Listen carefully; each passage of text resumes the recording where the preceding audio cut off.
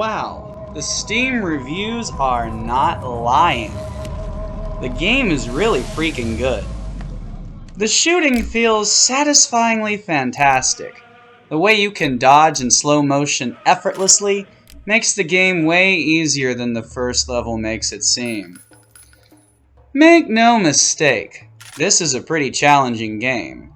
But if you use the dodge mechanic and play more attentively than you normally would, you'll feel like a total bamf. The first level, it's not a great representation of the main game because it throws you into the deep end and it may take some time to get your bearings. So far, I've only finished the first level of 9, and I'm pretty decent at shooters. This plays like a mix of Max Payne and GoldenEye. Yeah, it really does.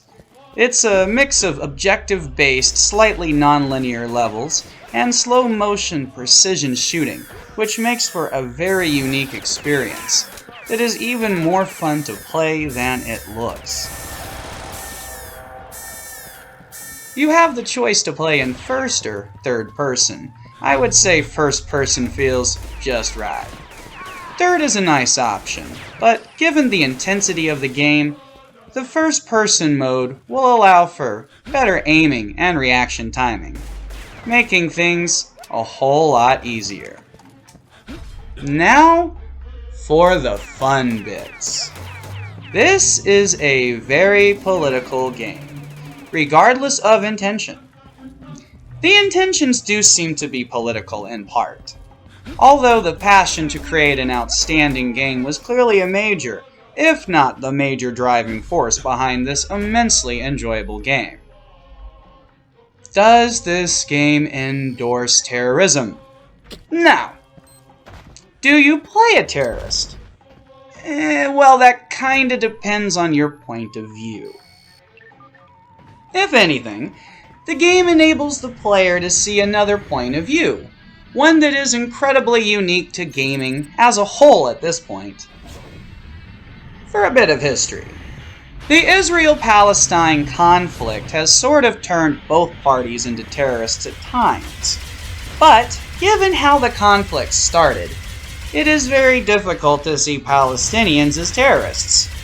Has there been terroristic action taken by Palestinians against Israelis? Yes. But when the Israelis started things, it kinda muddies the whole event.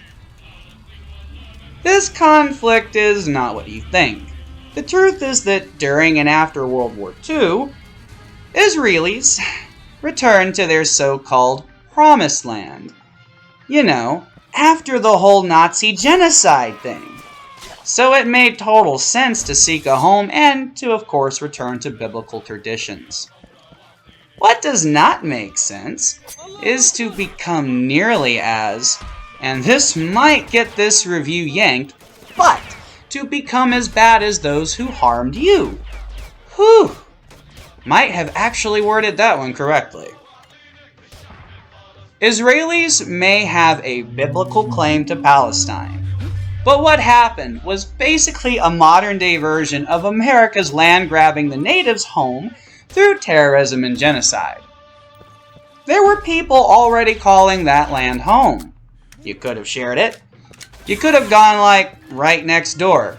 It was just as nice and then you'd been neighborly. But you started bombing mosques. This is a proven historical fact. Israelis committed terrorism first. They bombed mosques and used guerrilla warfare to take Palestine by force. Then the United Nations was all like, "Cool, bros. We got a country that did something similar. All cool, homies." So, is it terrorism to fight an occupying oppressive force? Wait, hold on. I think Palestine is like living a total Red Dawn situation. So in that case, Wolverines!